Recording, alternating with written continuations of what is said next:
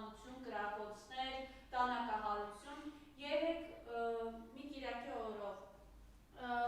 կամրջի տակ գտնում են նախկին Զինդատախազիդի, մի քանի ժամ հետո Սուրբ Սարգսի եկեղեցի հարևանությամբ գտնում են մեկ այլ դի, խնդրեմ ես մասով, ուր է իրենց իրավապահ համակարգը, ուր է Չայկերտավոր բարեփոխված ոստիկանական համակարգը։ Մեր Հայաստանի Հանրապետությունում այսօր գործում է պաշտոնապես ներքին գործերի նախարարություն, որի կազմում է գտնվում նաև Հայաստանի Հանրապետության ոստիկանությունը։ Այս կառույցը, պետական կառույցը, որը պարտավոր է նրա առաքելությունն է պահպանել հանրային կարգը, բացարձակ այդ գործառույթը չի կարողանում իրականացնել։ Տարբեր են պատճառները։ Պատճառները նաև այն է, որ կառույցը չեն ղեկավարում կոմպետենտ պրոֆեսիոնալ մարդիկ, այդ թվում նաև քաղաքականությունն է այդպիսին, որ բացի թողի է ամեն ինչ մատնված։ Ես վերջերս հրապարակեցի մի տեսանյութ, որը տեսանյութը վերաբերում էր նոր համայնքում Բորյան փողոց 1 հասցեում գործող ոստիկանության, ներքին գործերի նախարարության, ոստիկանության, Հայաստանի Հանրապետության դատախազության եւ Հայաստանի Հանրապետության քննչական կոմիտեի համապատասխան բաժինների սանիտարահիգիենիկ պայմաններին, դուք տեսաք այդ տեսանյութը, ովքեր չեն տեսել կարող են նայել, Հայլի.am-ը նույնպես դրել էր այդ տեսանյութը, ուղղակի այդ պայմանները, որտեղ գործում են այդ կառույցները պետական, արդեն պատմում են, թե ինչպիսին է այդ կառույցը, այսինքն դա այն արտաքին տեսքը, որը մենք մուտք ենք գործում, օրինակ քննչական կոմիտե կամ ոստիկանություն, այդ տարածքը այդպիսին է, այսինքն խայտառակ սանիտարահիգիենիկ պայմաններ, խայտառակ, կարծես թե, չգիտեմ, այնտեղ ռմբակոծություններ տեղի ունեցել, ինչից հետո ենք մենք այդ տարածքում գտնվում, այդ տարածքներում բերում են մարդկանց, հրավիրում են մարդկանց, բերման են ենթարկում մարդկանց հարցաքննության։ Եվ այդտեղ բերման փորձում էին, այսինքն սպառնում էին, որ բերման ենթարկենք վկա ձեզ հայտնի Նարէ Սոսային, Նարինեին։ Եվ մենք արդեն այս ամեն ինչը երբ համադրում ենք, հասկանում ենք նաև այն, ինչ որ տեսնում ենք մեր կողքին, այսինքն այս սպանությունները, բռնի մահերը, որոնք տեղի են ունենում օրը ցերեկով, հրազենային նաև իրար վրա հարձակումներ Երևանի բանուկ փողոցներում, բնակելի տարածքներում, ապա մենք հասկանում ենք, որ այլևս ամբողջ այս համակարգը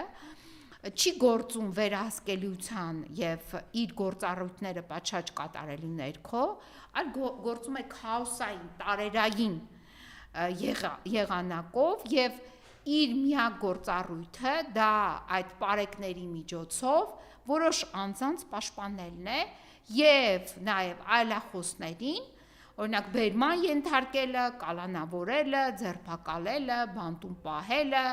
նրանց կտանքի ենթարկելը, սա է, այսինքն մենք սրա ականատեսն ենք։ Եվ հետեւաբար այս նաեւ հանգամանքը հաշվի առնելով ես հիմա պետք է անդրադարձ կատարեմ անպատժելիությանը Հայաստանի Հանրապետությունում, որը գալիս է իրավապահ մարմիններից, այսինքն ոչ որակյալ գործի քննությունից, որը պարտավոր են ապահովել Հայաստանի Հանրապետության քննչական մարմինները, մասնավորապես հիմա կխոսեմ օրինակ քննչական կոմիտեի մասին, որը գլխավորում է Արտուր Պողոսյանը։ Մի գործ է քննվել, որը գնացել է դատարան հետևյալ մեղադրանքով. ծանր մարմնական վնասվածքներ պատճառելը, որը հասցրել է մարդուն մահվան, իբրև թե անզգուշ է այդ մահը հասել, բայց հիմա ես պետք է ձեզ ցույց տամ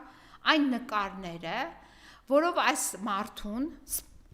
ըստ էության այնքան են ծեծել, որ մարդը մահացել է, եւ հիմա սրանք են այդ նկարները, այսպիսի նկարներ ունենք, այո, որ YouTube-ը նաև չարքել է փակի, բայց ես ցույց եմ տալի այս նկարները, նկարները ուղակի, երբ տեսնեք, թե ինչ տեսակի մարմնական վնասվածքներ է ստացել տղամարդը,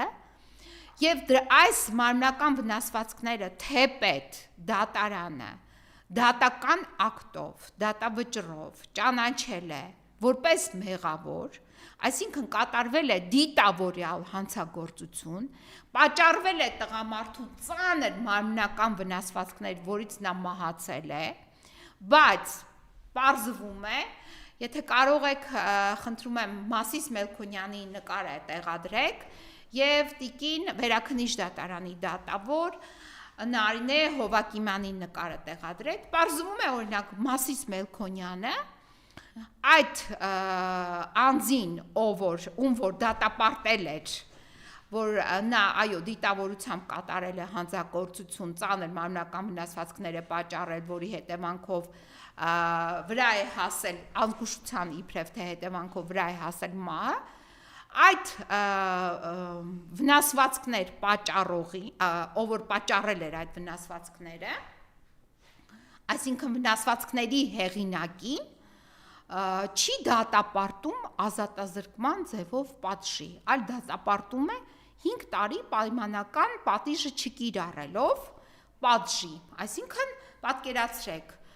կարող եք մարդուն պատճառել ծանր մարմնական վնասվածքներ, որից նա մահանա, դուք չստանաք ոչ մի բան,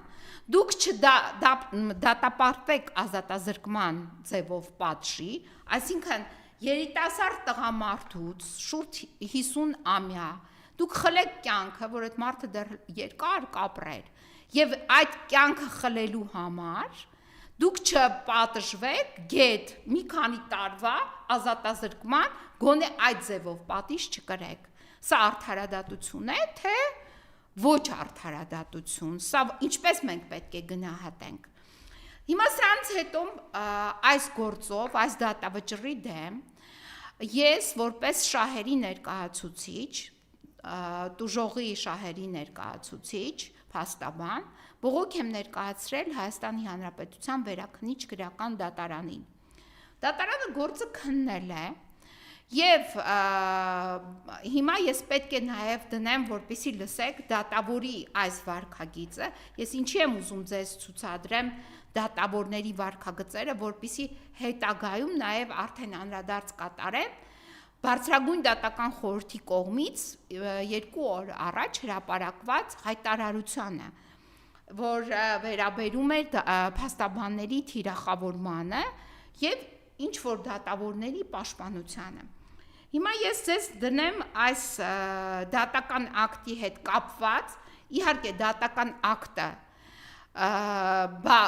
դատախազի բողոքի հիման վրա բեկանվեց եւ 5 տարի ազատազրկման ձևով պատիժ սահմանեց այս դատարանը, բայց այնուամենայնիվ դատավորը ինչպես է խոսում օրինակ հանգուցյալի այս ծանր մարմնական վնասվածքներ ստացած եւ կյանքից զրկված տղամարդու տիկնոջ հետ ինչպես է խոսում եւ հիմա դատավորները որ լսեն այս խոսակցությունը, այդ թվում նաև բարձրագույն դատական խորհրդի անդամները, ես խնդրում եմ դուք լսեք եւ դուք ձեր արդեն եզրահանգումները արեք, ինչպիսին պետք է լինի օրինակ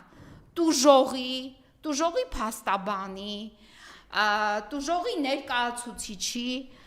վերաբերմունքը այս տեսակի դատավորների նկատմամբ եւ արդյոք այս տեսակի դատավորների վերաբերյալ տուժողները, փաստաբանները չպետք է կարծիք հայտնեն եւ չպետք է ասեն ովքեր են այդ դատավորները։ Հիմա ես դնում եմ ուղակի դնեմ մի փոքր որ լսեք։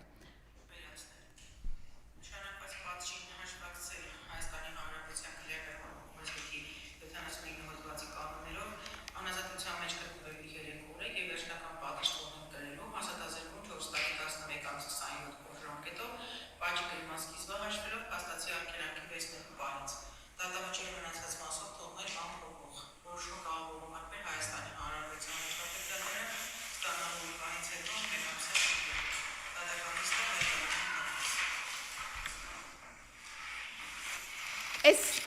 ավարտվեց, հայտարարեց, ուրեմն տուժողի իրավահաջորդը ցույց է տալիս այս նկարները եւ ասում է լավ նայեք, ինչի եք այսպիսի դատական ակտ կայացրել։ Հիմա տեսեք դատավորը հակադարձում է տուժողին դատական նիստի ավարտելուց հետո, որի իրավունքը չունի։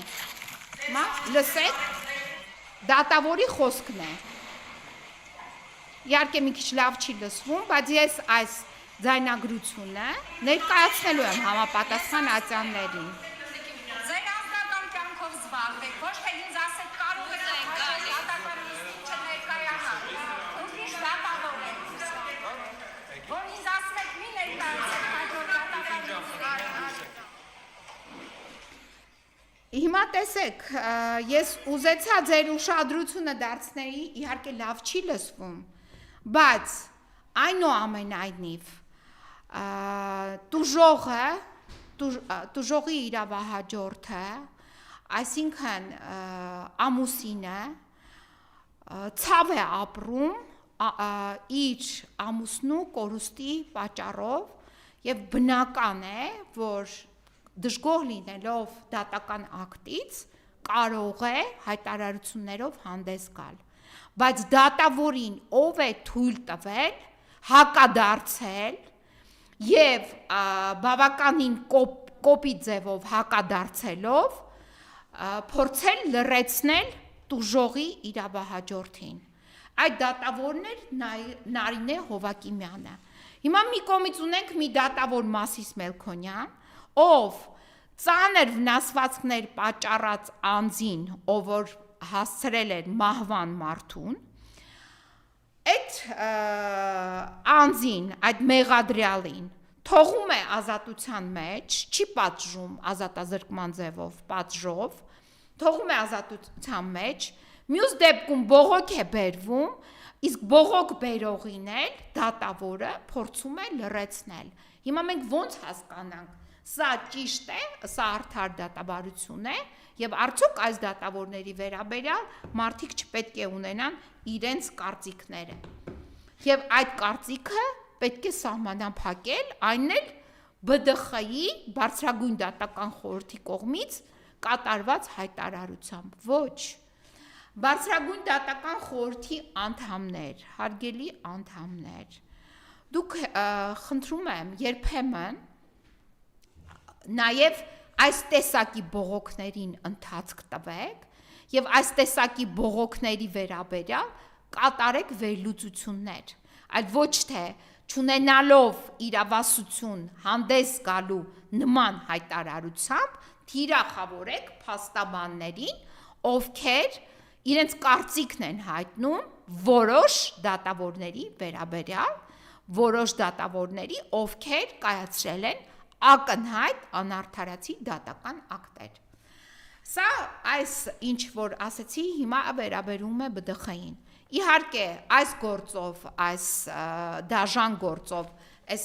ծանր կոտրվածքները, այս վնասվածքները պատճառած գործով, այս գործով ներկայացվելու է Վճռաբեկ դատարան բողոք, որպեսզի պատիժը համապատասխանի այն արարքին, որը կատարվել է, որպեսզի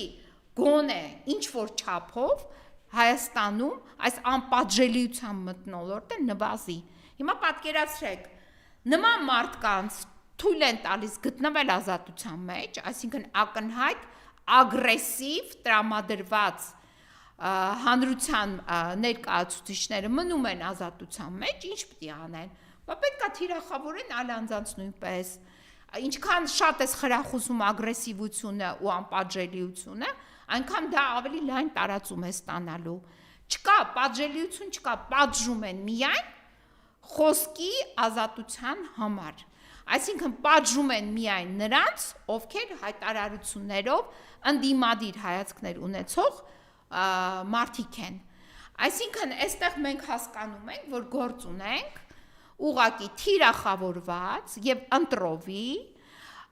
պատժի հետ, որը վերաբերում է, այսինքն եթե դու կարող ես ինչ ուզում ես անես մնաս անպատիժ, բայց եթե դու խոսում ես ընդդեմ իշխանության, ապա քեզ կպատժեն։ Սա է։